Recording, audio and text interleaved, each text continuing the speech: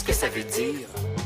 Dans la chronique de Rima El Khoury intitulée « Avez-vous 2 minutes pour Mustapha » qui est parue le 28 mai dernier, on apprend comment un ingénieur étranger, parfaitement qualifié, n'arrive pas à trouver du travail au Québec. Voici un extrait de l'article. Mustapha m'a lancé la question en m'invitant à prendre 2 minutes pour écouter une vidéo racontant son parcours digne de la maison qui rend fou, des 12 travaux d'Astérix, l'histoire d'un immigré hautement qualifié de 32 ans qui, après 4 ans d'efforts et plus de 1000 CV envoyés sans réponse, garde toujours espoir de trouver du travail dans son domaine. Sachez que 3 jours après la parution de l'article de Rima El Khoury, Mustapha a trouvé du travail. Pour redéfinir le mot étranger, puisque c'est le qualificatif qu'on lui appose, nous retrouvons sur ce plateau Ouda Assal. Bonjour Ouda. Bonjour. Chercheur, historienne et auteur du livre Se dire arabe au Canada, pour lequel on vous a rencontré pour la première fois l'automne dernier et qui était rempli de statistiques, Ouda Assal, voulant que les gens d'origine arabe, qui sont très qualifiés, plus qualifiés que les Québécois de souche, pour employer ce terme, et pourtant, ils sont beaucoup plus susceptibles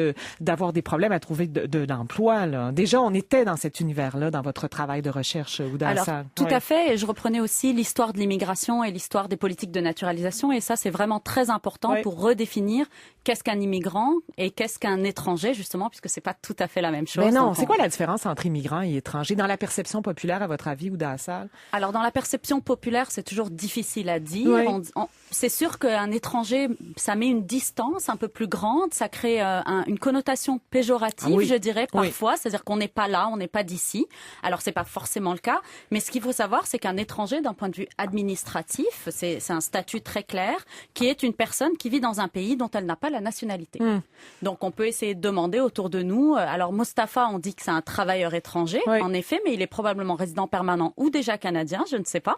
Donc, en fait, un immigrant, c'est juste une personne qui est née dans un autre pays et qui vit aujourd'hui au Canada, en l'occurrence. Oui, avec un statut officiel ou non officiel. Ça, il faut le déterminer à chaque fois. Ça vient d'où, le mot étranger? C'est apparu quand dans l'histoire de la langue française? Alors, assez tôt, je dirais autour du 13e, 14e siècle. Ça vient du latin extraneus, donc ça existait déjà en latin.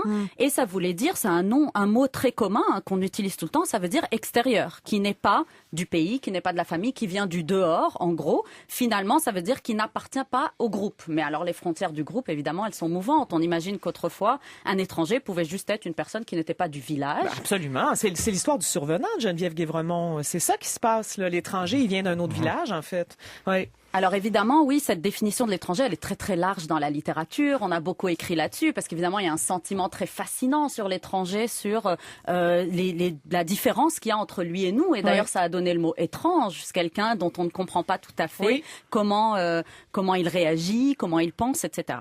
Mais alors, pour revenir au statut d'étranger aujourd'hui au Canada, on va dire que ce qui est important, c'est peut-être de rappeler un petit peu l'histoire, de rappeler un peu à partir de quand une personne est étrangère. Donc, j'ai dit que c'était lié à la fois aux politiques d'immigration et aux politiques de naturalisation. Ça veut dire qu'à un moment donné, il y a une manière de rentrer dans un pays, il y a des frontières qui sont mises en place, et puis il y a une manière de devenir citoyen de ce pays. Et donc, pour ce qui est du Canada, par exemple, évidemment, il faut toujours rappeler l'histoire. On est dans un pays colonial du Nouveau Monde où les premiers arrivants, les premiers Européens qui sont arrivés, se sont installés sans réellement demander d'autorisation aux peuples autochtones qui, eux, n'avaient pas du tout cette vision de la terre comme une possession et qui, du coup, ont rentré à cette époque-là. Et donc, les Européens s'installent et puis un jour, ils s'installent et ils se mettent à eux-mêmes importer, on va dire, en tout cas faire venir des immigrés pour construire le pays. Et donc là, on va avoir tout un tas de travailleurs, immigrés ou étrangers. Alors, ils étaient souvent pas citoyens à l'époque. Ils venaient pour une période déterminée, hein? Oui. Alors, beaucoup sont restés quand même, en effet. Mais alors, les politiques d'immigration n'étaient pas aussi bien codifiées qu'aujourd'hui. On avait surtout des politiques aux frontières. Mais le développement vraiment de papier, d'identité et de papier de nationalité date de 1947. Quand même! Avant cela, avant 1947, on est quand même citoyen britannique, hein. C'est surtout ça qui est intéressant. Et après 1947, on a vraiment une nationalité canadienne et on a la première loi sur la citoyenneté canadienne. Daniel Turcotte. Quoi? Non, Est-ce que c'est bien vrai? Je vous vois réagir. Quoi? Oui. Non, mais c'est parce que, comme par exemple, autrefois, il y a très très longtemps, la notion d'étranger, par exemple, pour les Romains, ce qui était à l'extérieur de l'Empire romain, ou pour les Grecs, il n'y avait pas de mot, on disait pas un étranger, on disait un barbare. Alors, il y avait toujours une espèce de jugement, une espèce de rejet. On se prenait pas d'un fleur du tapis. Non, mais c'est ça. Oui, C'est direct. Oui. Donc, c'est à partir de 1947 que la citoyenneté canadienne est émise. C'est ça. Seulement Alors avant, il y a quand même des lois qui sont celles de la Grande-Bretagne. Hein. On est quand même sous la couronne britannique, donc il y avait quand même des papiers de citoyens britanniques. Mais alors, ce qui est intéressant, c'est peut-être de venir à la période un peu plus contemporaine et de voir que justement, à partir, en tout cas tout le XXe siècle, on a un contrôle des frontières qui est extrêmement restrictif. J'en ai parlé longuement dans mon livre, où certaines catégories de population, selon leur origine ou leur race, d'ailleurs à l'époque, c'était ça.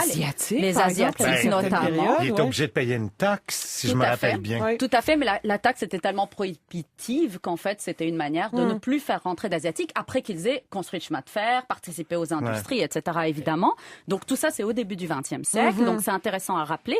Et c'est intéressant à rappeler qu'il y avait vraiment une discrimination très forte qui était à la fois liée aux besoins de l'économie. Donc on les a fait venir quand on en avait besoin. Et puis à un moment, on a fermé les frontières parce qu'on n'en veut plus. C'est charbon, mais aussi à la hiérarchie raciale. Il fallait garder une cohésion blanche, anglo-saxonne, etc. pour le pays. Et ça, c'est extrêmement intéressant parce qu'on voit qu'aujourd'hui, les lois d'immigration, qui sont pas tout à fait, qui ont quand même beaucoup évolué, évidemment, maintiennent quand même des catégories de migrants différentes.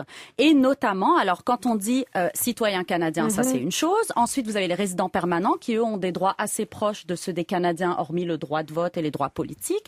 Même si, évidemment, selon le passeport que vous possédez, c'est plus ou moins facile d'être résident permanent. Ou dans la salle, excusez-moi mon côté néophyte, mais est-ce que le statut de citoyen permanent peut se transformer en celui résident permanent? Résident permanent peut se transformer en statut de citoyen? C'est le meilleur statut migratoire. C'est-à-dire quand vous arrivez en résident permanent, c'est normalement au bout de 4 ans plein, vous pouvez maintenant demander la nationalité canadienne. Donc il se transforme. Alors ça met un peu plus de temps que 4 ans, ça en met 5, 6, 7 parce que la lourdeur administrative est devenue vraiment très très problématique. Mais toujours est-il que normalement oui, les résidents permanents ont plutôt vocation à rester et à devenir citoyens. Le véritable problème, et c'est sur ça que j'aimerais insister, ce sont les programmes de travailleurs étrangers. Et bon, d'étudiants aussi, etc. Mais ceux qui sont vraiment intéressants, c'est ceux des programmes de travailleurs étrangers qui sont donc tous ces travailleurs qu'on a dans l'agriculture, dans les industries, dans le travail domestique, toutes ces jobs que personne d'autre ne veut faire. Elles sont faites par des immigrants qui viennent là pour une période déterminée avec un employeur. Comme les Mexicains sur les fermes, par exemple. Exactement. Et donc c'est par nationalité d'ailleurs les secteurs d'emploi, ce qui est vraiment là aussi problématique en termes d'imaginaire. Mais surtout, ils ont des droits limités, notamment dans les accès aux soins, dans le droit du travail. Ils n'ont pas les mêmes droits que tout le monde. Et donc, il y a eu énormément de critiques et de mobilisation là-dessus. Et l'autre chose, c'est qu'ils ont vocation à partir. Et c'est aujourd'hui la majorité des visas qu'on donne aujourd'hui au Canada sont des visas temporaires et non plus permanents. Donc évidemment, la question de Mostafa est certainement venu en tant que résident ou travailleur qualifié. Je ne sais pas, il y a beaucoup de statuts. Mais là, c'est plutôt voilà, un ingénieur, il a vocation à rester. Puis donc il a de la discrimination à l'embauche, ça c'est encore un énorme problème. Mais les programmes de travailleurs étrangers sont problématiques, d'autant plus que s'ils veulent rester, ils basculent dans l'autre catégorie qui est celle des sans statut. On en a quand même 500 000 à 1 million. Au Canada, c'est un nombre très important qu'on oublie toujours. Oui, tout à fait. Je pourrais revenir vous parler de son statut une autre fois. Certainement, on fera un épisode 2. Et c'est extrêmement discriminatoire puisqu'ils travaillent, ils contribuent à l'économie et ils n'ont alors pour le coup accès à rien, pas la santé, pas l'éducation, etc. En tout cas, il y a des politiques aujourd'hui, on parle d'une cité sanctuaire, donc il y a une volonté, en tout cas pour l'instant un peu limitée, de leur donner des droits, mais c'est vrai que c'est tout à fait problématique et c'est une question qui n'est pas résolue. Ouda Assal, on va placer les références des ouvrages qui ont pu évidemment nourrir votre réflexion autour de cette redéfinition du mot étranger sur notre site web. Merci beaucoup d'être avec nous aujourd'hui. Merci. Avec Marie-Louise Arsenault, plus on est de fou, plus on lit. Sur Ici Radio-Canada. Première.